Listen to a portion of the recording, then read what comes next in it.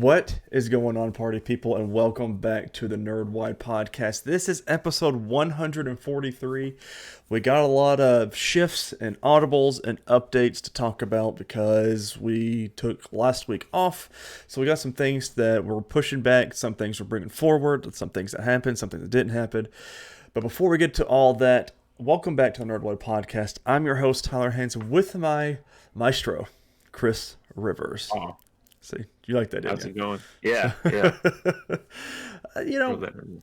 The past 2 weeks have been a little rough. Sleep has not been a luxury of mine the past 2 weeks. Work has been hectic. We live in Tennessee, one of the worst states for the flu, RSV, and COVID in the country. So, granted, that just means all the admissions are going up. So I've just been very busy, very not being able to enjoy life. Last weekend, of course, we couldn't do it because I had a basketball game I was assistant coaching on, and it happened right smack dab when we were starting recording our show, and I could not get home in time to feasibly do anything. So it's been a busy 2 weeks. So, but other than that, how have you been? Busy. We went through a stretch at work where we worked a week of overtime. That was heading into last weekend. And then heading into this week, we did a bunch of half days. Oh, yeah. Because of course that makes. I'm Perfect. telling you, man, it's the higher ups just don't. That's we're not here to talk business. All right. But I am feeling the allergies today. Yes. Also, I had to take some allergy medicine this morning because I woke up with a headache because where it's 30 degrees in the morning, 60 degrees in the afternoon, just Tennessee weather just doesn't work. For the video watchers, my camera might cut out. We had a lot of issues when we were getting the docket ready and everything. So hopefully it stays on. But if it doesn't, I apologize, and we'll just work through it and go through it. Audio people, don't have to worry about it. So all you do is just get to listen to our beautiful voices. So, housekeeping before we get into some things. Don't forget to subscribe to our YouTube or podcasting service of your choice. If you enjoy the show, make sure you leave us a thumbs up on YouTube or give us a great rating on podcasting apps. If you don't enjoy what you see or hear, let us know down in the comments what we can fix, what's wrong, what's going on, those kind of things. So help we can improve the show. If you want to do more, go to patreon.com/nerdwide.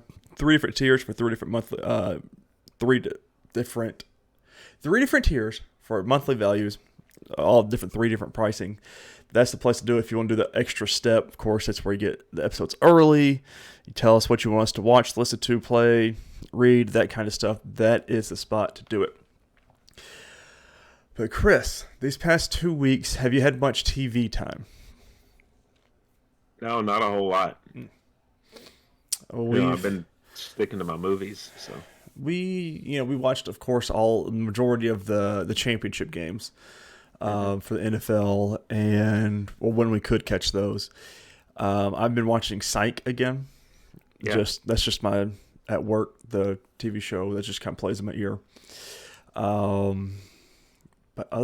Loki. Been watching Loki again.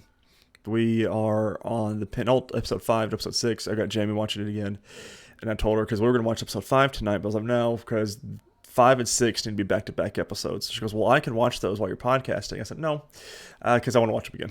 So, no, we can't do that. So we should be able to. I want to get her thoughts on it on our next episode, because we should have been done by then. But there is something we have been watching that you've been rewatched, technically, for my first time. Yeah. Which is Disney's Agent Carter Season 1, Episodes 1 and 2. We're going to talk about Episode 1, then 2, obviously. Full-on spoilers for this, so if you haven't watched them, years. Yes, yeah. But I am telling you, I even texted you and told you the show beforehand. I started watching it at work, or like when I was distracted or something like that, too. And I was like, nope, this is one of those shows that demands my full attention, and God, what a show, and I am pissed off. It's taken me this long to watch them. Honestly, it's upset me. So we're going to go into episode 1. We're going to theworldgoespop.com for the full recaps for episodes 1 and 2. And this is posted January 6, 2015 by Vanessa Ho. We begin the pilot with the scene in the film of Captain America making the sacrifice to crash his plane into the ocean. We intercut those scenes with Carter in 1946 New York City getting a start in her day that includes her reading that Howard Stark has gotten into trouble with the government for selling his weapons to the enemy. Sounds kind of familiar to the first Iron Man. We also see the scene in the film of Carter introducing Captain America to Stark, and we see more scenes from the film of Carter just being a general badass. Well played. Peggy shares an apartment with a young blonde woman named Colleen, who works nights as is, just coming into home from a day of work. Colleen tells Carter that 10 women got laid off because 10 men who returned from war got their jobs back. Colleen thinks Carter works for the phone company we see here, and we see some newsreel footage, too, of Stark's testimony to Congress, where we see him be less than cooperative. So this first little bit, we're kind of catching up. We're seeing some of the movie. We're catching up on what life is like here in 1946 New York. Very well done. They show you of what was actually happening in 1946. That was great. When Carter arrives at work, the precursor to S.H.I.E.L.D., their strategic scientific reserve are on the trail of Stark, who has taken a powder and is nowhere to be found. Showing how awesome Carter is, when her boss Roger Dooley tells her to man the phones, she makes a call to have it all call forwards elsewhere and joins the meeting. God, she's awesome, man. It's because none of these guys know what she did. And which is so cool. It's very spy-like, and if you've listened to this show for a while, you understand that I really like the spy shows, the spy thrillers, things like that, and that's honestly just what this is mixed with the MCU, and I couldn't have asked for more. Plans are being made on how best to find Stark. When Carter defends Stark, saying she knew him during the war, the men just laugh her off and shoves her little romance with Captain America in her face. Only one agent, Daniel Sousa, comes to her defense, but no one's taking him seriously either, as he was severely injured in the war and now walks with the aid of a crutch. Carter thanks him for defending her, but says that she can take care of herself, like a classic, chivalry. Just comes to her defense. And she bites his head off. I'm not saying it was rightfully so, but I get it. But I also get where he was coming from. He was just trying to help a coworker out as someone he respected, which, we see more of that later on in the episode. We know Peggy doesn't need that kind of help. No, she don't need that much kind of help. Period. So, let's see. Carter frequents a diner and is friends with the aspiring Broadway actress Angie, who gives her encouragement to fight through the old boys club at work. Like Colleen, Angie thinks that Carter works at the phone company. Carter also notices that Angie has a bothersome customer. When Carter comes back to her table after retrieving some delicious-looking pie, she finds a note on a napkin asking her to meet in the alley in 5 minutes. After a quick scan of the diner to see who may have left the note, Carter goes to the alley where she's approached by a dapper-dressed British man who doesn't quite state his intentions too well, so Carter punches him and leaves. Carter is then pursued by a car, but she manages to shoot one of the tires out when the driver, Stark, emerges. Very, very cool. That's what she does. On the drive to the docks, Stark needs Carter's help. It seems that someone broke into his vault and stole 6 of his bad babies, weapons that are too dangerous for anyone. Stark needs someone on the inside of the SSR to help clear his name and prove that he is not the traitor. Stark further tells Carter that one of the weapons has already been sold overseas, and that is where he's off to via motorboat. Stark needs Carter to track the rest of the weapons that are still stateside, or one of the weapons, which is a formula for a very dangerous explosive chemical that when weaponized can take out a whole city block. To help Carter, Stark has given her the services of his butler, Edwin Jarvis. Jarvis tells Carter that she could call him anytime, but not after 9 p.m., which is when he and his wife go to bed. Beautiful. Yeah.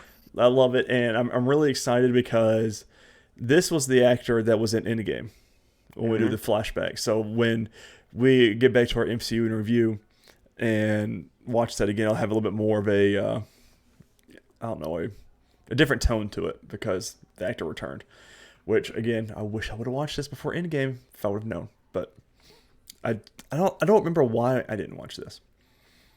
It's only 2 seasons. It's a short number of seasons, or number of episodes. I think it was like a summer series. I wonder between. I just don't remember why or what was going on during that time. But I will say that the scene where she goes and gets the pie hits a little bit different after Loki. Yes. Oh. I was like, okay, there's something with pie in the MCU. MCU just loves their pie, Can you blame them, though? It's good. It's not hard to find good pie. Uh, Carter sets to work to find the formula and throw Sousa off the scent of Stark, and learns from him that Dooley, Thompson, and Krasinski have found out that the Spider Raymond is buying the formula and plan their mission to invade his club. Carter manages to listen in on the planning and meeting on the pretext of serving them coffee, another very awesome spy thing. When Dooley asks her to leave, Thompson, a chauvinistic pig, says that Carter can stay so she can learn something. What we learn from this meeting that Carter takes away is that Raymond likes blondes. So who shows up at Raymond's nightclub but Carter sporting a platinum blonde wig. We see Raymond pay for Stark's weapon to a silent man. When this silent man leaves, he's never named this episode, but IMDb lists him as Leet Brannis, which we do find out in episode 2. Carter uses her feminine wiles to gain entry. Carter tries to find the location of the formula from Raymond, but who is all hands and doesn't say anything but instead kisses her. Thanks to Carter applying Sweet Dreams lipstick, Raymond gets knocked out. Carter uses a cool piece from her watch to break into the safe, where she finds that Stark's formula has been weaponized. A quick call to Jarvis, interrupting him, making a souffle for the wife, tells her that if it's glowing, it means it's trouble. And it is very important that the core not be touched, certain something. Jarvis outlines several chemicals that will neutralize it. After carefully placing the weapon in her purse, Carter almost gets caught by one of Raymond's men, but uses a stapler to fight her way out. A thin-looking man walks by Carter as she leaves the office. When he goes into Raymond's office, he finds that Raymond in front of the empty safe and shoots him dead. We then see this man observe Carter get into a cab. When Thompson and Krasinski arrive, they find Raymond dead and the safe empty as well. Carter arrives home and is surprised that Colleen is there, who was sent home sick. As Colleen sleeps, Carter quickly assembles the chemicals needed to neutralize the weapon in the bathroom. Afterwards, Carter hears a noise, and when she emerges, she finds Colleen shot dead. The thin man is still in the apartment, and the two begin to fight. Carter notices a scar on his throat in the shape of a Y, during the fight, which she wins by pushing him out the window, but he is not dead, as when Carter looks out the window, there is no body.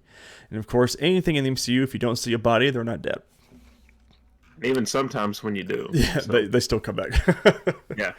I was not expecting Colleen to die so fast. Like, I really enjoyed that character and the chemistry her and Carter had, but we find out, I don't know if it's at the end of this episode or if it's the beginning of the second one, of her lifestyle and why she doesn't stay too very long either. And Colleen was just, unfortunately, just a casualty here. Yeah. So, which was a very different scene, I thought. So, pretty good. The next day at the diner, Jarvis consoles Carter over Colleen's death. Carter realizes she can't take the weapon into the SSR, so Jarvis suggests they go to Stark Industries, where the doctor there mentions that while neutralized, it is still emitting Vita rays.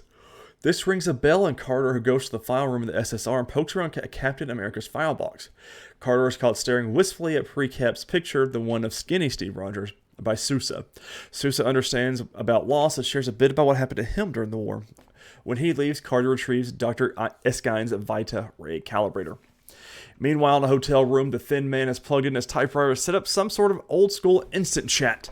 Thin Man mentions Carter getting in the way and wants to know if he should terminate her. The typewriter types on its own that the Thin Man should complete the mission at all costs. Outside the Roxxon refinery, another callback to the comics here, Carter and Jarvis are casing the joint. When the coast seems to be clear, Carter scales the electrified fence with ease. Using the calibrator, Carter manages to find the source. Two men, which include Brannis, have just made another weapon. When Jarvis notices some men approach, he calls on the radio to alert Brannis, his partner, who goes to investigate. Carter subdues him with a bright flash and gives chase to Brannis. Carter catches up to him to try and stop him from getting away with the weapon, but unfortunately, Brannis reveals to Carter a dairy truck filled with them. Carter wants some answers, but Brannis, like Thin Man, has a scar on his throat and uses a device that allows him to speak Hawking-like. Carter tells her that the Thin Man is probably on his way and she wants his name or she will blow them both up. Brannis won't reveal it, but says they are dead anyways if the Thin Man is coming. Brannis then mentions the name Leviathan before smashing the weapon to the floor and takes off, telling Carter she's got 30 seconds to get out of there. Carter calls Jarvis to get the car around, and after being shot at, Jarvis and Carter manage to escape just before the refinery explodes. And then implodes. Right. At the SSR, Thompson and Dooley are trying to find the blonde at the club, which a photograph was apparently taken of her, when they get alerted to the explosion of the refinery, and they take off where I would assume the identity of the blonde will remain a mystery to the men for now. The next day at the cafe, Jarvis and Carter discuss the events of the previous evening, and Jarvis leaves to look in Stark's file for any mention of Leviathan. When we see the customer being rude to Angie again, Carter puts him in his place and leaves after giving Angie a generous tip. Very cool scene. Like, she pulls that knife right in his liver, I think is what she said. And she said, hey, listen, this is how it's going to go down. I was like, oh, God, just this excellent. Outside the cafe, we see Jarvis on the phone with a woman saying that Carter is the right choice for something, and she doesn't know what will hit her. Which I am still trying to figure out who this is. So. Yeah, I still remember parts of this, so I'm going to try not to spoil anything when I talk about the episodes. But it's really well shot. It looks like a movie. Yep. So, yeah, I haven't watched it since it first aired. So this is kind of neat going back and checking it out again. I think this would have been great for Disney Plus. Like, I mean, it still is, obviously, but I feel like if this came out now, I think a lot of people would really like it. So I think if they did a season 3 and kind of added to it now, it'd be good. And then, because I mean, you could bring, especially while we're doing this multiverse stuff, like bring Peggy Atwell, Haley Atwell, not Peggy Atwell, bring Haley Atwell back into the MCU, not just as a voice actress or not just a throwaway in Doctor Strange multiverse, and bring her back as a captain character. I think, God, I mean, it'd be so good. But you know, we don't get paid for this. No. Episode 2. At the diner, Peggy is looking for an apartment, which Angie suggests moving into her building, but Peggy, fearing that Angie will end up like Colleen, refuses, and that she has an apartment she is looking for at that evening. It happens to be a penthouse of Stark. Jarvis shows her around, and Peggy feels that she can't take it until she sees the master bedroom. Peggy agrees to stay at least the night and then will look in earnest. The two discuss coming up empty-handed about Leviathan and can't ID the two men whose voice box was surgically removed. But Peggy is heading over to the dairy plant in the morning to find the truck that has the nitroline. Peggy refuses. Jarvis offered to be backup. Peggy finds a doctor's outfit in the bedroom, uses it to infiltrate the dairy. Peggy, adopting an American accent, claims she is a doctor sent by the board because of complaints. Peggy goes through every truck using the vital ray detector but comes up empty-handed. Peggy does notice a truck missing and finds out it belongs to a Sheldon McPhee. Back at the SSR, Thompson, Dooley, and Krasinski receive what's left of the Roxxon refinery, which basically is one big ball of metal. Very cool looking. Thompson and Dooley assign Krasinski to go through the wreckage for any evidence while they go to corporate headquarters of Roxxon to interview the CEO, Hugh Jones. Sousa is assigned to help comb the wreckage, but beforehand, he was asked to go through the photo taken at the club.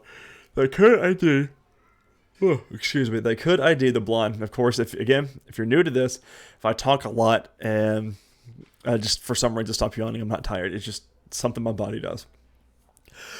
Peggy is worried that it might reveal her, so during the lunch break, she tries to break into Sousa's locked drawer, but is unable to as a phone call from Sousa requires her to head to the Roxxon with the Vita Ray detector. At Roxxon, Thompson and Dooley try to ask Jones the connection what Stark has to Roxxon, and the only one is that Stark once tried to buy them. I can't remember how it came to be that made Dooley call Peggy to bring the Vita Ray detector, but she brings it and is assigned to test the employees for any radiations, as I believe it is an inside job. Before testing starts, Peggy tests herself and sees that her watch is giving off the rays, which she promptly throws out. So far, the employees are clear until Peggy comes across Miles Van Ert, which she immediately recognizes as the partner of Brannis. When Van Ert tests clean and is about to leave, Peggy suggests testing the clothes. Employees came in with as traces of Vita Ray could be found in shoes and watches. This spooks Van Ert and he runs. Dooley and Thompson give chase, but Peggy takes a shortcut and catches him. So I want to double check because this could be the scene. I love how calm she is. Always. Like, she's always calm, cool, and collected. He takes off. The guys just take off chasing him. And she looks at the owner of the company and says, where does this door go? Right. It's just the stairs. And They go down, and she just walks down there and Yep. cuts the guy off. And Well, it also there's a tie-in to Iron Man 2 in this episode when they're interviewing people at the Roxxon Corporation. No. It was at the beginning with the Stark when they went to Stark Industries. It might have been the episode, the first one. But the dad to the bad guy in Iron Man 2 was in it. God, I can't remember. There was the Red Dynamo is his villain name. I cannot remember him for Ivan Venko, I think is what it is. Banco sounds right. Yeah.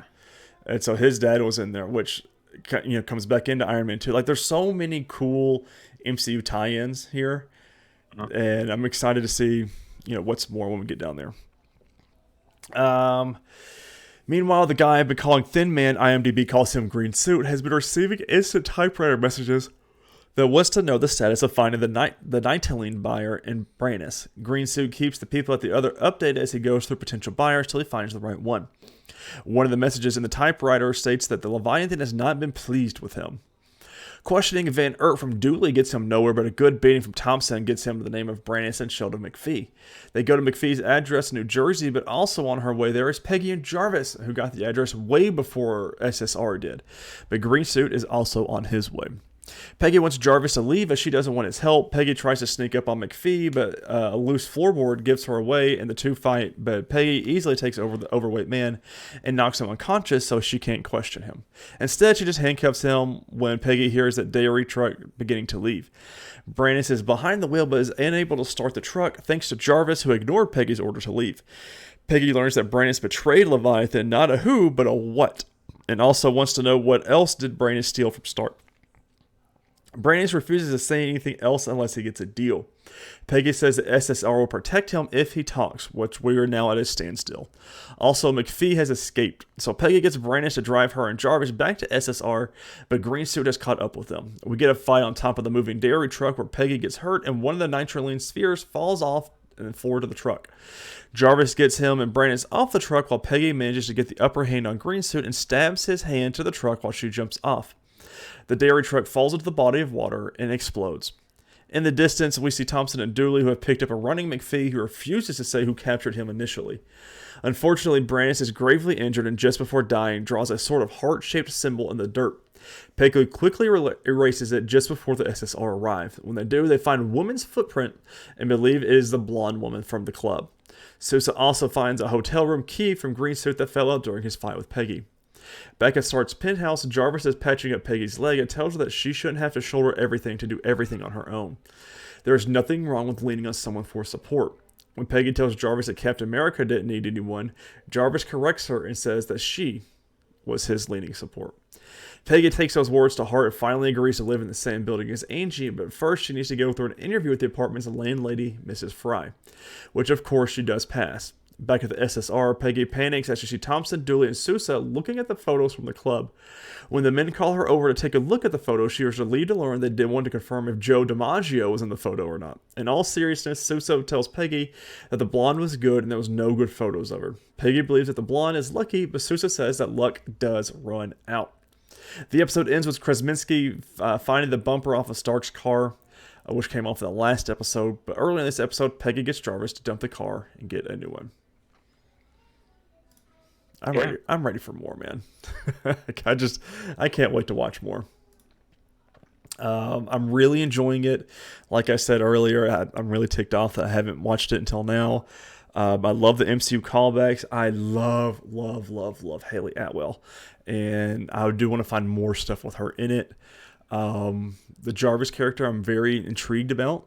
Because this is obviously who Jarvis gets named after pretty much in the Iron Man movies. And I'm just curious to see who he was talking to on the phone. Because that's going to be a big twist about what's going on. So, he said, don't have any TV news really over the past 2 weeks. A lot of good movie stuff we're going to talk about here in a minute. But releases, Thursday, February 8th, Halo Season 2. At least the first episode drops on Paramount Plus. I might wait to binge that at the end. So, yeah, look out for TV. Good binge-worthy show. I guess. I don't know. I'm not a Halo. That's good. So movies. Have you watched anything else in 2 weeks? Watched bits of The Giver, which I love that book, and it's actually up there. And I need to get that movie.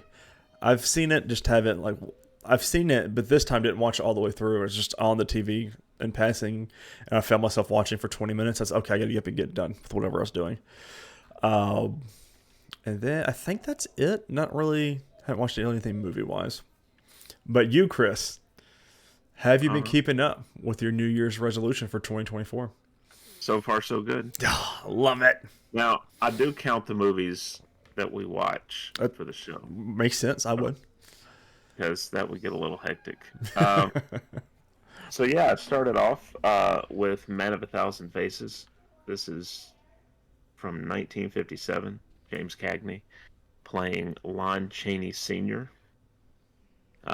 who was dubbed the Man of a Thousand Faces in Hollywood for all the different looks he could create for the movies back then.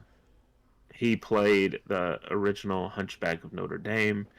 He's the iconic image of the Phantom from Phantom of the Opera, where the nose is like pulled way up and his eyes are wide open and all that. That's Lon Chaney. He's got all these different looks with makeup and everything. I gave that one 4 stars. It's a really good movie. The original 13 Ghosts from 1960. They would remake it later, but the original's it's good. I gave it 3 stars. It's for the time, some of the stuff that they tried to do with special effects wasn't terrible. It looks bad to look back on now, but at that time it was good. Watched a documentary film, The 11th Hour. This came out in 2007. I gave it 3.5 stars. This was a pet project of Leonardo DiCaprio, who narrates just about saving the planet in an environmental documentary. Then 24 by 36, which is another documentary. I gave it 3 stars. Just about movie posters and the art of movie posters and how that isn't quite the same as it used to be. Then I followed that up with 61. Gave it 4 stars. This is the HBO film that Billy Crystal made. Stars Thomas Jane and Barry Pepper about the chase for 61 home runs by Mantle and Maris. I've heard of this one. Yeah, very good movie. Then I watched The Flash, which we were originally going to watch. I'll include it here. Spoiler alert, I gave this 2 stars. That's honestly, that's more I thought you'd give it. It's Michael Keaton and what was her name? Sarah. Is it Kaye or Callie? Oh, I think it's Callie. I think. Those two got this to 2 stars, which should tell you something. And I rewatched 7852, which is a documentary, an entire 1.5-hour documentary on the shower scene from Psycho. Really? Yeah. 4.5 stars. Does it just go kind of behind the scenes and they talk to the body double who was in the scene. They do a lot of that. Yeah, so they dissect it. They talk about the importance that this scene had on filmmaking going forward, how innovative it was. And I wonder if we could do something like that as like a Nerdwide project. Pick one certain scene from, a horror movie, things like that. I mean, hell, even out of like when we get close to our October stuff, and see if we can interview people. Because I'm sure that shouldn't be too hard, and we shouldn't have to pay money for. And people just want to talk about it. Like even if it's just the sound audio guy or gal who was there for that scene and helped do it, and just interview them and just kind of talk about it. You can always reach out and see. Some people will come on. Maybe something to think about. I followed that up with 42. I want to watch. That's the Chadwick Boseman one, right? Yeah. I want to watch that. I've seen clips and phenomenal. Like the clips that I've seen are absolutely phenomenal. 4.5 stars. story of Jackie Robinson. Chadwick Boseman is Jackie Robinson. Harrison Ford is Branch Rickey. Of course, Harrison Ford's now in the MCU. Mm-hmm. But yeah, they did this right. They don't go into Jackie Robinson's childhood or anything. They pick up with him in the Negro Leagues with the Kansas City Monarchs, and they end it just after his rookie season with the Dodgers. So they don't try and give you too much information. Yeah. And it's still like a 2-hour movie. So I need to. Then I went back to my childhood. I watched on back-to-back nights 101 Dalmatians and 101 Dalmatians 2, Patch's London Adventure. 3-star movies. They're okay. Nothing earth-shattering. Then 976 Evil, which is directed by Robert Englund, about a horror scope, as they call it, number that you call, and as soon as you call it, bad things start to happen to those people that you dislike, and you start to turn into a monster. And then the past couple of nights, I watched our 2 movies for this week, and I'll withhold talking about those because that's what we're about to do. Do we want to do the Oscar noms first and then talk about the movies? We can do that. Because a little bit more of a, I don't know, placeholder for them. I don't know. I'm down for whatever, though. Yeah, let's do that. Let's just run down the list. That way. Let me pull it up. Audible. I'm very excited for this year. I think more so excited this year than I was last year for the Oscars. Mm-hmm. I don't know if it's because I recognize more movies or know about more movies on this one, or if it's just because I had how great of a time we had last year that this kind of got me going through this. It is. We'll say this up front. It is a little frustrating because, as we were talking about before we started recording, there may be a couple of these we don't even have access to before the ceremony. So, which is so weird that they do it that way. Like, I don't understand that. Well, they get copies of them to the voters. Oh, that's right. So they don't care about us. No. But it is what it is. So I'm just going to run down through these. I think on this list, let me see. Best Picture, is Best Picture all the way at the bottom? No. It's like halfway or something like that. I'll skip Best Picture and then come back up to it for the finale because that'll transition into our discussion. I got to get back to the top. What the hell?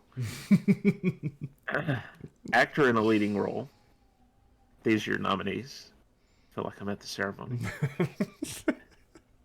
For Maestro, Bradley Cooper. For Rustin, Coleman Domingo. For The Holdovers, Paul Giamatti. For Oppenheimer, Cillian Murphy. And for American Fiction, Jeffrey Wright. Which there's got to be a way we can watch that. Yeah, we need to find a way to watch that. Maybe we can call him up. He can... Yeah, just, hey man, could we just get like early access to this or something? Actor in a supporting role. You have American Fiction's Sterling K. Brown. Killers of the Flower Moon's Robert De Niro. Oppenheimer's Robert Downey Jr. Barbie's Ryan Gosling. And Poor Things' Mark Ruffalo. There are 3 MCU actors. Yeah. Right there. Yeah. Actress in a leading role, and this one had some controversy around it. Mm-hmm. Annette Bening for, I think it's Nyad. I think so. Yad. Lily Gladstone for Killers of the Flower Moon. Sandra Hüller, Anatomy of a Fall. Carey Mulligan for Maestro. And Emma Stone for Poor Things. No Margot Robbie for Barbie. Which is a big controversy. And the same thing with, I think, director. Directing. Greta Gerwig wasn't nominated. And a lot of people are like, what the hell? But like we talked about too, I think it's because there were so many phenomenal actresses and actors and things like that that you can't just like someone's going to get the shaft, unfortunately. And yeah, happens a lot in Hollywood. yes.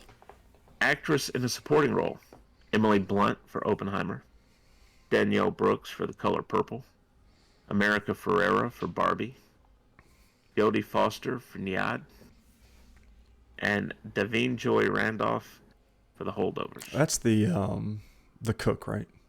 Mary, yeah. Yeah.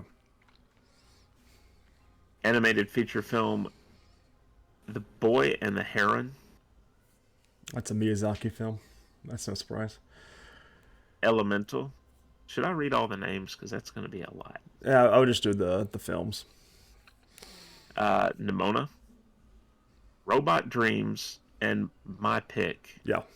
Spider-Man Across the Spider-Verse. Although Elemental potentially could win, just because I don't know if you've seen because we saw the trailers a couple of times for the MCU. Like each element's a different art type. It's very cool, very well done. Yeah, although it is the Academy, so The Boy and the Heron. I can also see or random Nimona that no one's ever heard about. Right. Cinematography: El Conde, Killers of the Flower Moon, Maestro, Oppenheimer, and Poor Things. Costume design: Barbie, Killers of the Flower Moon, Napoleon, Oppenheimer, and Poor Things. Directing: Justin Triet for Anatomy of a Fall, Martin Scorsese for Killers of the Flower Moon. I think I've heard of him. Yeah, just a small local director. Yeah, here's another one too that I think is a small guy that's made good. On the up and up, Christopher Nolan for Oppenheimer. Yorgos Lanthimos for Poor Things, and Jonathan Glazer for The Zone of Interest. Which will be like a one for sure we will not be watching, which is just frustrating. Yeah. Because that story looks good. Documentary feature film: Bobby Wine, The People's President, The Eternal Memory, 4 Daughters, To Kill a Tiger, and 20 Days in Maripol.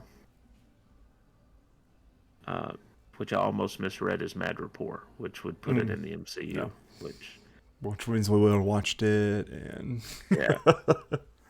Documentary short film: The ABCs of Book Banning, The Barber of Little Rock, Island in Between, The Last Repair Shop, and Nay Nai and Waipo. Film editing: Anatomy of a Fall, The Holdovers, Killers of the Flower Moon, Oppenheimer, and Poor Things.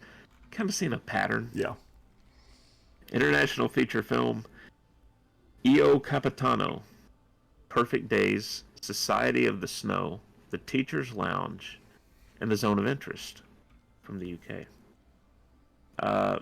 Makeup and hairstyling: Golda, Maestro, Oppenheimer, Poor Things, and Society of the Snow. Music original score: American Fiction, Indiana Jones and the Dial of Destiny. John Williams was the composer there. Killers of the Flower Moon, Oppenheimer, and Poor Things. Music original song: The Fire Inside, which is from Flamin' Hot. I'm Just Ken from Barbie, which has won a lot of awards already. And Mark Ronson's involved with that one. There you go. It Never Went Away from American Symphony. Wazazi, A Song for My People from Killers of the Flower Moon. And What Was I Made For from Barbie. Oh, that's Billie Eilish. Billie Eilish. So 2 from Barbie on that one. Yeah. Production design: Barbie, Killers of the Flower Moon, Napoleon, Oppenheimer, and Poor Things.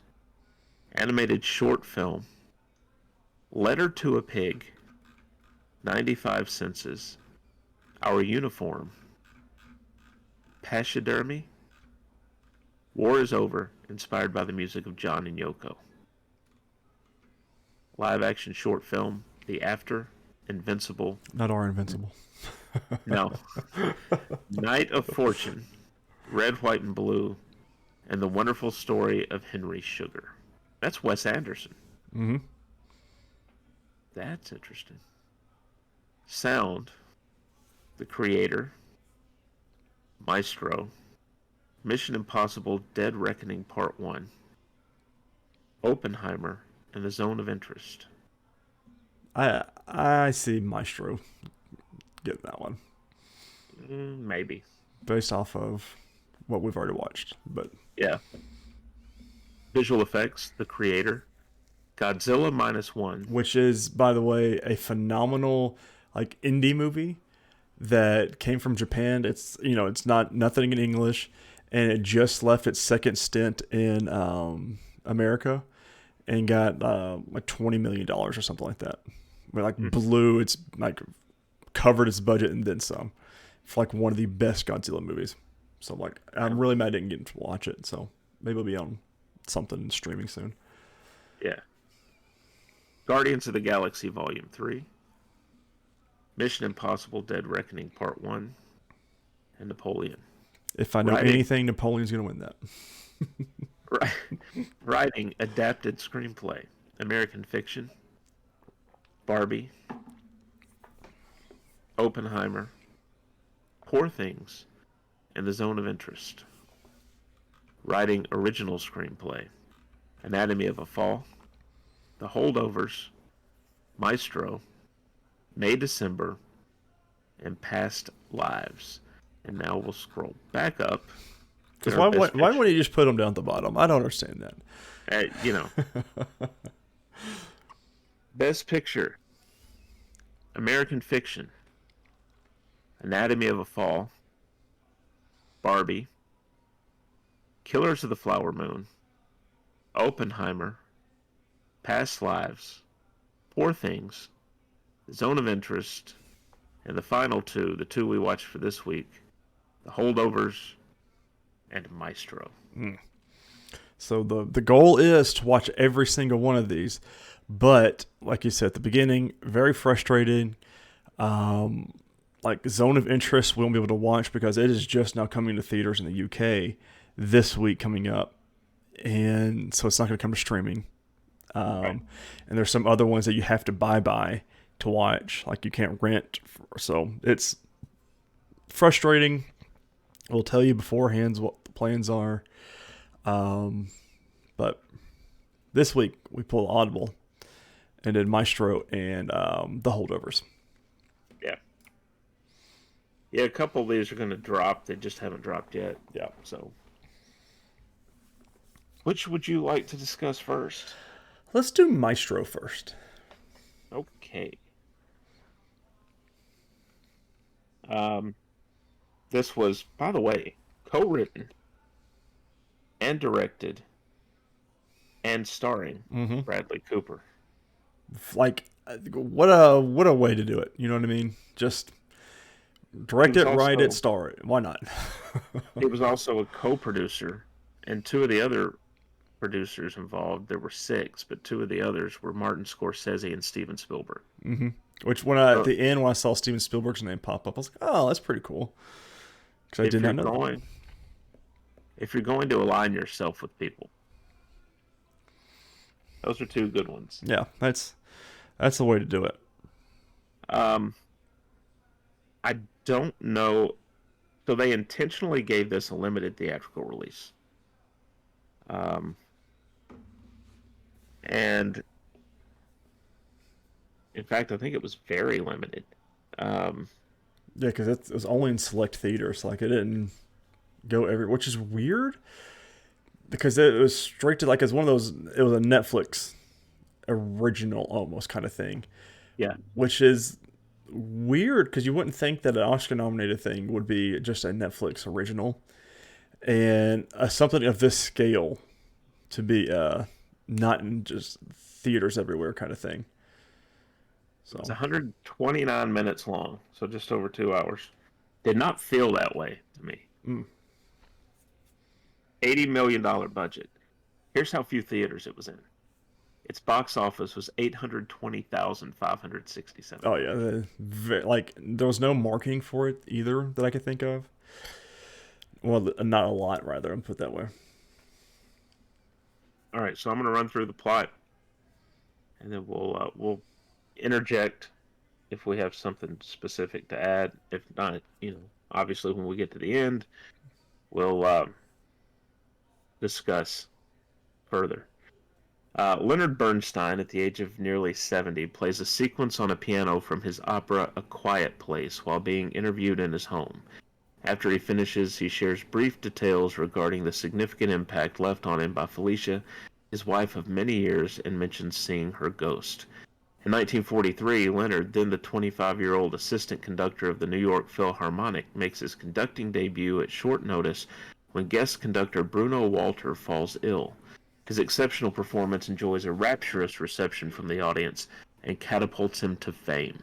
Despite being in an intermittent relationship with clarinetist David Oppenheim, he falls for aspiring actress Felicia Montalegre at a party, and the two begin dating. He breaks up with David, who's heartbroken but reluctantly accepts Leonard's choice. Leonard and Felicia ultimately marry and have 3 children, Jamie, Alexander, and Nina. Throughout their marriage, they're seen supporting each other in their careers. By the mid-1950s, the Bernsteins live a highly affluent life in the public eye, with Leonard having composed several successful operas and Broadway musicals, including Candide and West Side Story. Felicia combats concerns raised about Leonard's affairs with men, insistent she holds reign over him as his wife. As the years pass, however, Leonard's dalliances, as well as his alcohol and substance abuse, take a deep toll on their marriage. These issues are compounded when Jamie hears whispers of her father's infidelity. Leonard attempts to deny the rumors as fueled by jealousies. One Thanksgiving, after Leonard returns home to their apartment in the Dakota late from a bender, he and Felicia have an explosive argument where she insists he has hate in his heart and will die a lonely old queen if he continues on his current path. Despite the breakdown of their relationship, the couple remains married throughout Leonard's composition of Mass in 1971. In 1973, Leonard conducts Mahler's Resurrection Symphony in a legendary performance at Ely Cathedral in England. Amidst the uproarious reception, Felicia reconciles with Leonard, insistent there's no hate in his heart. Felicia is diagnosed with breast cancer, which is metastasized to the lung. Despite surgeries and an aggressive chemotherapy regimen, her condition deteriorates and she dies in Leonard's arms in 1978. Overcome with grief, Leonard and the children abandon their lavish home shortly afterward. Leonard is shown once again in 1987 teaching the art of conducting and still partying, as well as having affairs with his much younger male students. Mm-hmm. Returning to the interview, Leonard admits he misses Felicia terribly, before his mind flashes back to an image of her back in her youth, walking into their yard.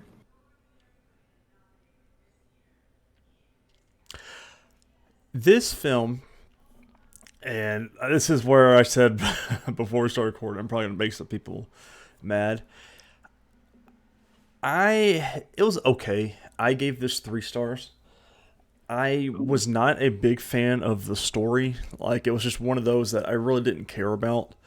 But the reason I gave it 3 stars so much, it was very well acted. I mean, Carey Mulligan and Bradley Cooper acted their asses off in this movie. And the cinematography was really cool, going through each decade and like, it was in black and white, and then you would go into color, and then you go into higher def color for each decade, and it showed like the times and stuff. But man, Bradley Cooper and his acting and some of the shots, it was very well done. It was one of those, I just did not care about the story, and it didn't hold my attention really. But I mean, I found Leonard to be very selfish in a lot of the scenes and a lot of things that he did, which, I mean, it's kind of a biography of Leonard Bernstein. But it was very cool to see the relationship between him and Felicia, of Felicia kind of being in his shadow, of coming up with things like that, and seeing the relationship blossom and then go to the way it did. I mean, the party where it was one of the first ones in color, where they're in their apartment and he comes out to the hallway with a younger guy and was making out, and Felicia catches him. I was like, oh, that's when stuff kind of started, like coming to her realization and things like that. It was very well done.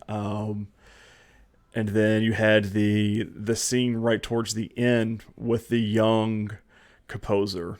I don't remember his name, but like he was composing to him, and then it goes to they went to a disco club together. Very old and very not okay, like relationship there. It was very like well shot, and like I said, very well acted. I wasn't a big fan of the story, and that's the only thing that held it back for me. Yeah, well, it looks like you're not alone. So the letterboxd average is a 3.2. Oh, okay. So you're right in there. I grew up watching a lot of the stuff that he scored. So for me, this was kind of like a wheelhouse viewing, right? So I came in at 4.5. I scored it much, much higher. I thought the performances were great. I like the fact that half the movie basically is in black and white. Yep.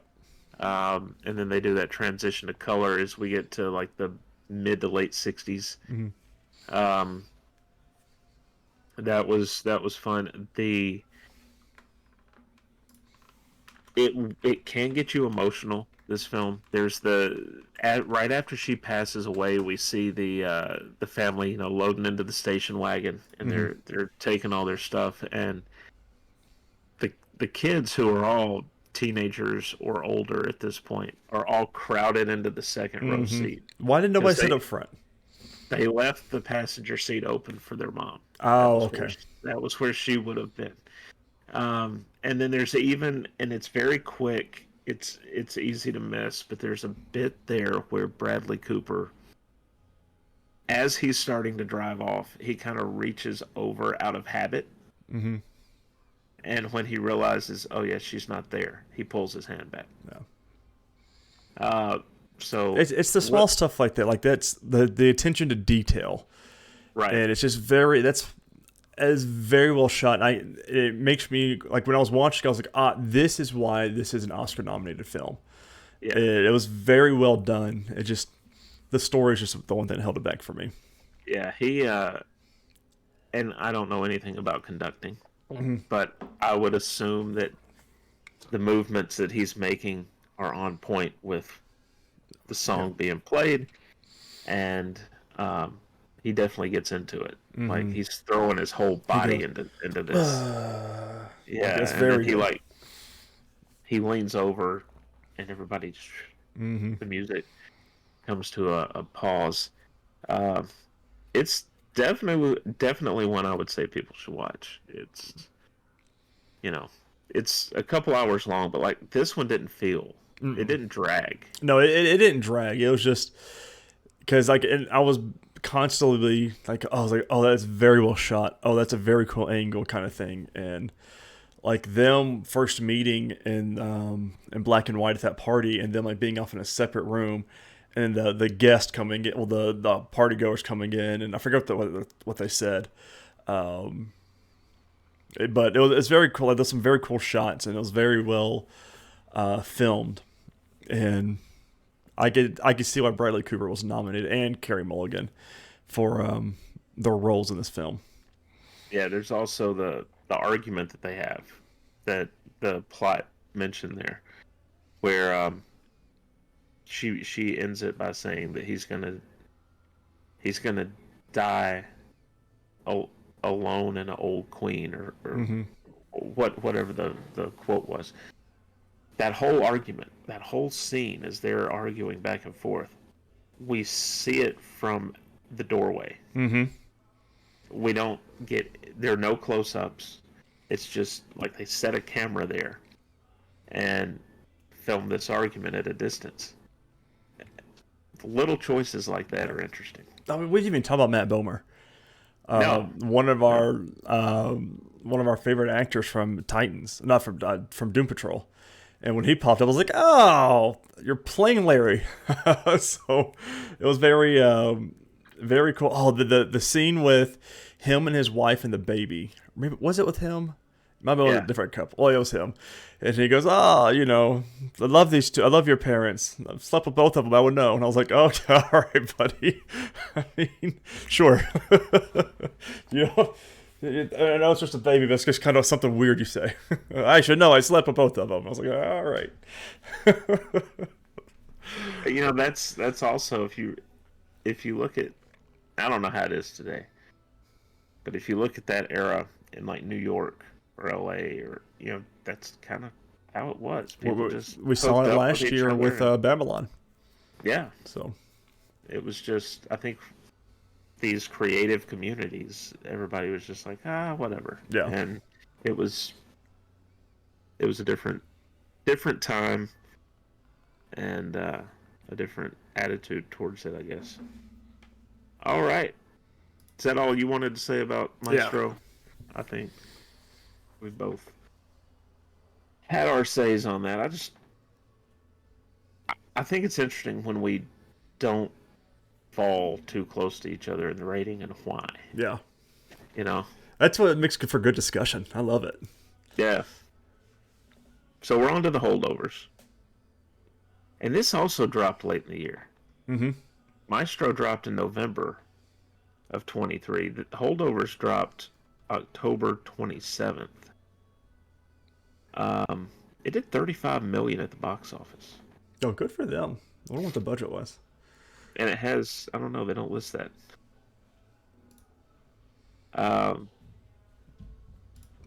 But it's also the same running time. It's 2 hours and 13 minutes.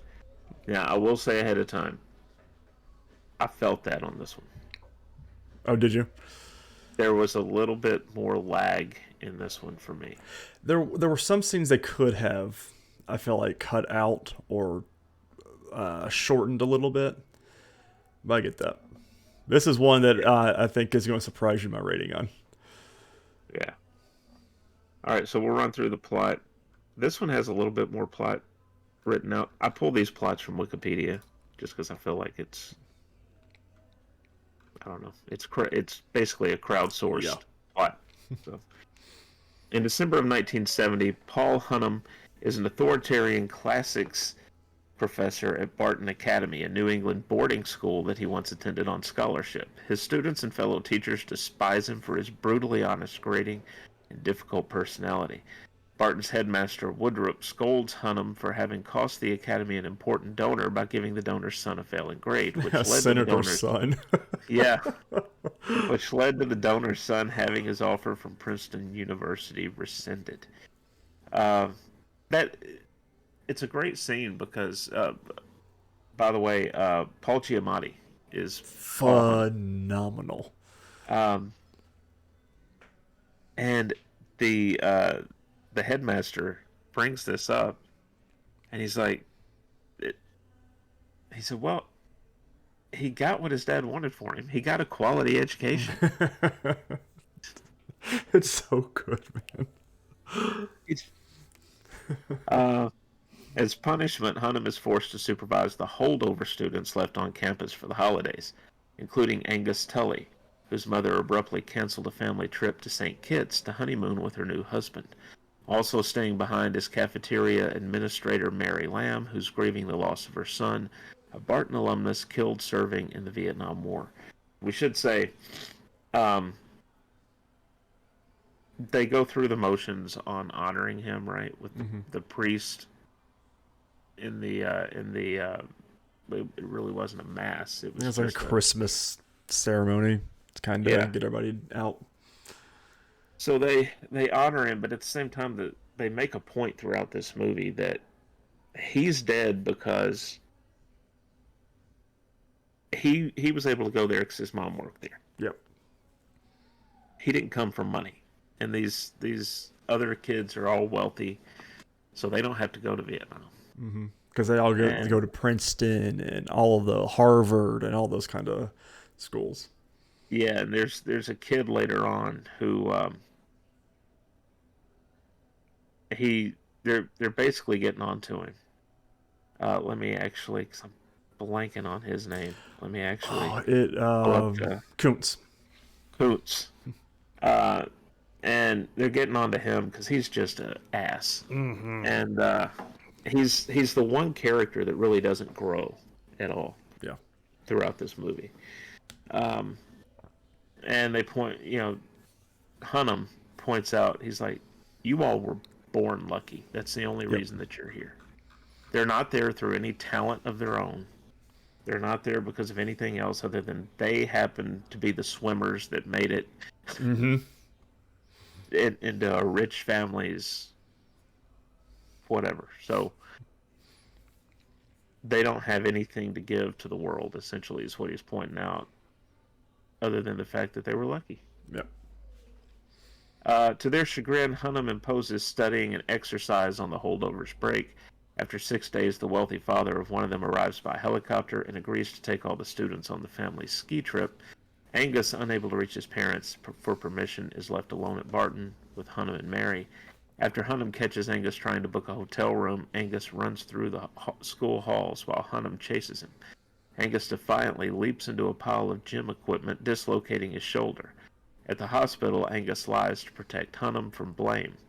Hunnam later flirts with Lydia Crane, the assistant to the headmaster, after he and Angus encounter her at a restaurant, and she invites the pair to her Christmas Eve party. On Christmas Eve, Angus, Hunnam, Mary, and Barton's janitor, Danny, attend Lydia's party. While Angus spends time with Lydia's niece, Elise, Hunnam is disappointed to discover Lydia has a boyfriend, and Mary gets drunk and has an emotional breakdown over her son's death. Hunnam insists on leaving early. While arguing with Hunnam, Angus angrily shouts his father's dead, causing Mary to lambaste Hunnam for his unsympathetic approach. Having reflected on his behavior, Hunnam puts together a small Christmas celebration and, with Mary's persuasion, grants Angus his wish for a field trip to Boston. After dropping Mary off in Roxbury to spend time with her pregnant sister, Angus and Hunnam bond over various activities in Boston, including ice skating and a visit to the Museum of Fine Arts. They bump into one of Hunnam's classmates from Harvard, who has become a successful academic. When prompted, Hunnam lies about his career, and Angus plays along. Hunnam reluctantly confesses to Angus he was expelled from Harvard after deliberately hitting a colleague, a legacy donor's son, who framed him for plagiarism with a car. After the incident ruined Hunnam's career prospects, a connection to a teacher at Barton allowed him to secure a teaching position there. He stresses throughout the movie that Barton men don't lie. Right. But here he lies to protect his own ego.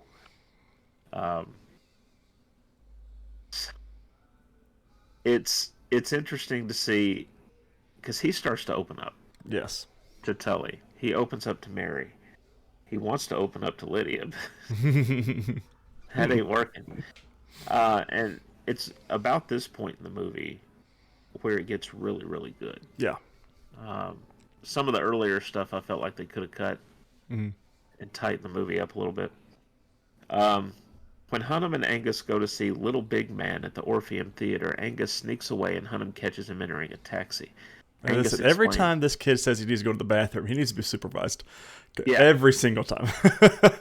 First time he says, I need to go to the bathroom, he goes to make the phone call to try and get a hotel.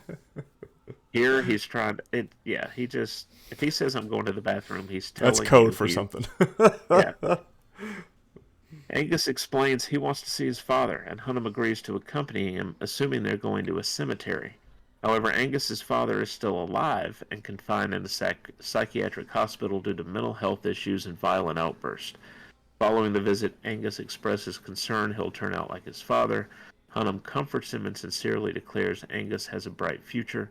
They join Mary and Danny to celebrate New Year's Eve. It's a hard scene to watch in the hospital because the father's he's there but he's not there. Yeah. And Tully's going through all these like emotional things, trying to, be with his dad, catch his dad up on his grades and what's going on in life. And he asked, what did he ask the dad? That's all he asked, and then that was the only thing he said throughout the whole the movie. He said, "I think they're putting something in my food." Yep, I think they're putting something in my food, and then like kind of looks away. And the actor of Tully was just so good. Dominic Sessa. And I was like, oh, like it was a big punch to the gut when that happened because you could see it all over his face. Yeah. And then he brings up too, I think it's right after this. He brings up that he feels like his mom keeps sending him away Yeah. because he reminds her of his father. Mm-hmm. And she remarries very quickly. Listen, if we were doing douche canoe of a movie, it would 100% be the mom, especially for what happens at the end. Like, horrible. The stepdad's Yeah. not any better. No. Tate Donovan playing the stepdad, by the way. But yeah. When school resumes in January 1971, Hunnam is summoned by Lydia to Woodrop's office and finds Angus's mother and stepfather there as well. They tell Hunnam that Angus's visit to the psychiatric hospital was unauthorized and that the snow globe Angus had given his father led to another violent outburst. Angus's mother and stepfather plan to send Angus to military school, but Hunnam defends Angus and takes the blame for the trip. While Hunnam is subsequently fired, Angus is allowed to stay at Barton. Mary, who's come to better terms with the loss of her son, gives Hunnam a notebook for the monograph he wants to write. Hunnam and Angus share a poignant goodbye. Leaving the school, Hunnam drinks from a bottle of cognac he stole from Woodrop, then spits some of it out toward the school and drives away. Yes. I think the only thing I didn't like was the ending of this. Very vague. Yeah. And I thought he was... So he took that giant swig. I was like, oh, he's about to get hit by a train or something. Or a car. And it just ends with him driving off. I thought, oh, he's going to pull out having just taken that drink and get T-boned. That's exactly what I thought was going to happen. And but then I'm sitting there because he takes the swig out of the bottle and he puts the bottle down. Yep. And I'm thinking, you didn't put the top back on. Right. I was like, oh, this dude's going to kill himself. Like, I was thinking something was going to happen to him. That was so funny you thought the same thing, though. As soon as he pulled the bottle out, I'm like, oh. Yeah. Yep. And it's going to happen right in front of the school. Mm-hmm. And it's, okay, if I start with this one? Yeah, go ahead. I loved this movie. I gave this 5 out of 5 stars. I don't know why. I mean, it was just something about the story and all three of the acting between Mary, Hunnam, and Tully. Like, all three of them were very good. I'm right there with you, though. Like, I'm right on the if I could do like 4.75, I would. But because like the beginning, I feel like with all the scenes of the kids, we could have toned that down quite a bit. But everything else, from them going to Boston, with the candy cane prostitute, the museum scene, it was all very emotional. The scene where they went to the fine dining establishment for dinner, and they would not give him the cake with brandy on it. Cherry's Jubilee. Yeah. And he's like, oh, I want that. And he's, oh, let's get the boy Cherry Jubilee. And it was very, very good. I mean, even going back to Mary and Hunnam's relationship at the beginning, them just kind of filling each other out at first, and then watching the Newlywed Game. And that's how they connected. And then eventually you see all of them watching the Newlywed Game towards the end. I just thought it was a beautiful, beautiful story. It's one of the things that kind of opposite from Maestro. I couldn't really get into that story, but this one I was glued to the screen. Like, I did not want this one to end. I really enjoyed it. The whole, which eye do I look at kind of thing. He's always been wondering. He goes, oh, you've always been wondering, and just didn't answer it. And then at the end of it, when he just got fired, he goes, you look at this one. And just walks off. I was like, oh my God, this is a very good. I mean, even Mary coming there because Lydia got Mary to come sit with Tully. And it shows how close they got over those 2 weeks. I mean, and it was very cool how they did day 1 of December, whatever, and then day 11, and showing all of them. And like, it even showed from the Christmas break part of it to the New Year's break where Tully has a little firecracker. Yeah. And he goes, oh, I don't know what we're going to sell. He gets, Mary says, I wish we had streamers, I think is what they were. I think is what she said. And he said, oh, I've got this. They said, we're not lighting that in this room. And then they do the countdown of the ball drop, and then it's the new year. And Hunnam goes, "No, we'll do it in the kitchen." And Mary said, "What?" And then they popped it, and watching from outside the window of all of them covering their ears because they all just went deaf from that, which is very cool. And I just thought it was a very, very heartwarming story. And I think that's why I loved it so much. It's very heartwarming. But so 5 out of 5 for me. I gave this a 4. Okay. So 4 out of 5. Some of the stuff at the beginning, you do get to see, which Jason, he's the quarterback of the school team. Yeah. He doesn't really have to grow a lot because he even tells him, because his dad doesn't invite him for the holidays because he won't cut his hair. Yep. And he's just an act of defiance. Yeah, and he said, no, don't get me wrong, he's a great guy. Mm-hmm. It's just a difference in generations. Yeah. So he's got his head on straight. Mm-hmm. But when he comes back from the ski trip, we see that he's cut his hair. Yeah. Kuntz is the only one that just doesn't grow at all. I didn't really see the point of the scenes with all, like, the classroom scene. I'm cool with. If we did like less time with the holdovers, it would have been fine. Eugene Park, wasn't really a big thing besides him having the accident in the bed. And that scene doesn't make a lot of sense because I think it was there to try and get us on Tully's side, but you didn't need that to get us on Tully's side. Like, to show us he was a good dude and he's going to help him cover up the accident. And the Alex Allerman, because his only thing that I saw was he lost a glove and then threw the glove in the river, the other glove in the river, the mitten. I'm like, all right, but what's the point of these scenes? What was I about to say? There was one scene I wanted to bring up for sure. It was with Hunnam and Tully. Oh, the Librium for depression. Uh-huh. He says, I'm taking this for depression. It was just a small little one-off scene that like really made me love these characters together. And like, almost like a father-son kind of thing, which was kind of pretty much how it was going anyways. He said, take this for multivitamin. He said, take Librium for multivitamin? And he said, Hunnam said depression. And he said, I'm going to go get ready. And then Hunnam walks over to his bag and pulls out his Librium prescription. Yeah. I was like, oh, it's just so cool. Like, these characters get each other. And it was good. I almost would have... I don't have a huge issue with the way the movie ended, right? But because it's an open-ended ending, and you can kind of say Hunnam goes off to do whatever you want him to do. Yeah.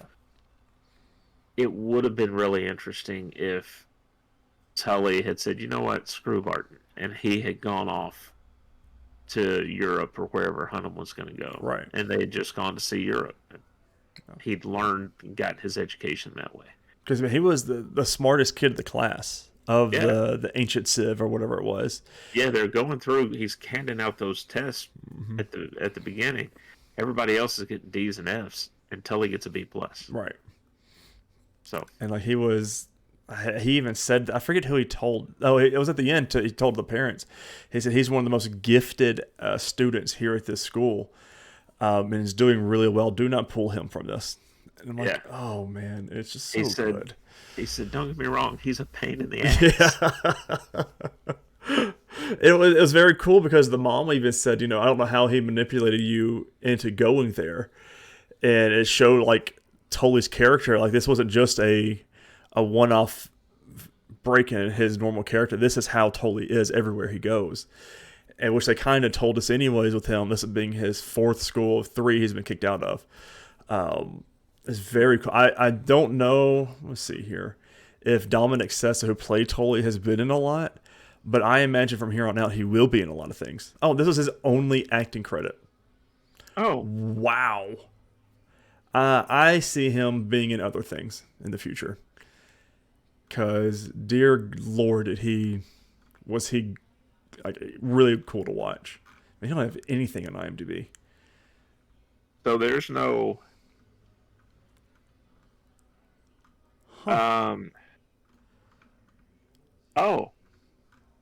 It says on his Wikipedia, he was discovered by casting director Susan Shopmaker, who offered Deerfield Academy students a chance to audition for the Holdovers since the film was using the academy as a shooting location. He was selected among 12 students who auditioned for the role. Oh, so he was actually at this school. Yeah.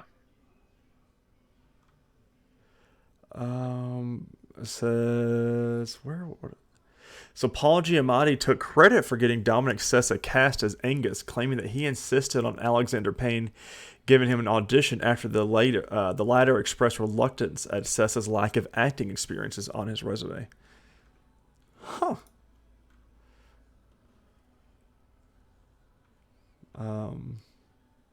Perhaps, so this is all like trivia on IMDb.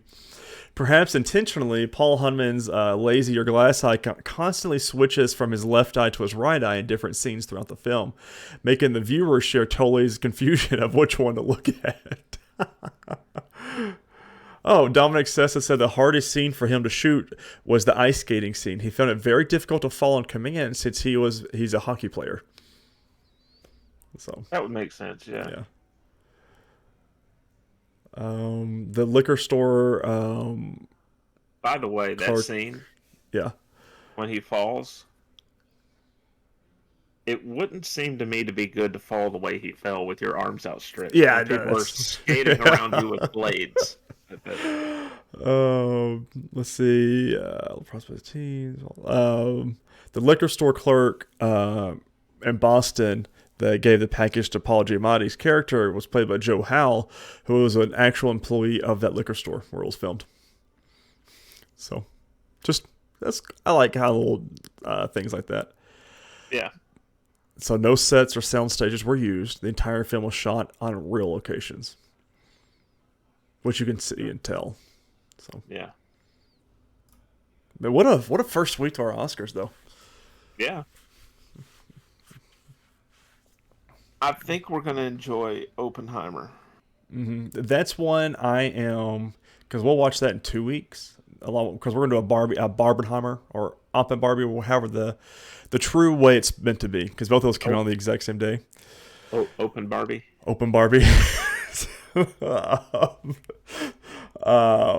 But Oppenheimer is the one that I am, out of this whole list, I'm really looking forward to. But the Holdovers right now is top of the top right now. Like that surprised the hell out of me how much I enjoyed it. And that's one like I looked for a steelbook for. They don't make any steelbooks, but they do have the DVD with all of it, which I'm probably gonna buy. So, well, not DVD, Blu-ray with digital and stuff. And it's fairly cheap. It's only $20. So yeah, I've already ordered mine. So yeah, it was a good week. Mm-hmm. I enjoyed it. What are we doing next week? That's what I was thinking about. Is Poor Things already streaming? That's one with Mark Ruffalo. Oh, there's William Dafoe's in that too. Poor Things streaming. Poor Things is also controversial, by the way. Is it really? It's kind of a Frankenstein story. She's put together, of course, Emma Stone plays the lead, and a child's brain is put in her body. Oh. And these, of course, the body is of an of-age female, and a number of people want to have sex with her, and so... I could see why that'd be controversial. People are like, but she has the brain of a child, and it's like, yeah, yes, she does. Yeah, so let's do Poor Things and either Anatomy of a Fall or Past Lives. Both of those we'll have to rent on Prime.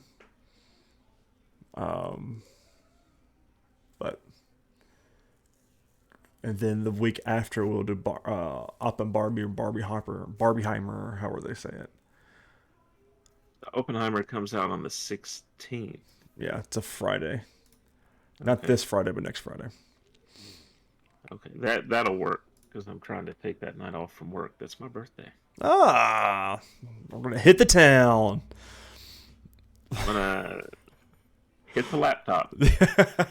Listen, I mean, if you want to, come over that Saturday night or something, and we'll watch it on the big TV upstairs with surround sound. Watch Oppenheimer, because I mean, I'm expecting this movie to blow our socks off, like, because that's everyone's favorite to win the Oscars and to just landslide in, like everything everywhere all at once did last year. I can't be around you without socks on, Tyler. You know, it just depends. Just depends where you're from.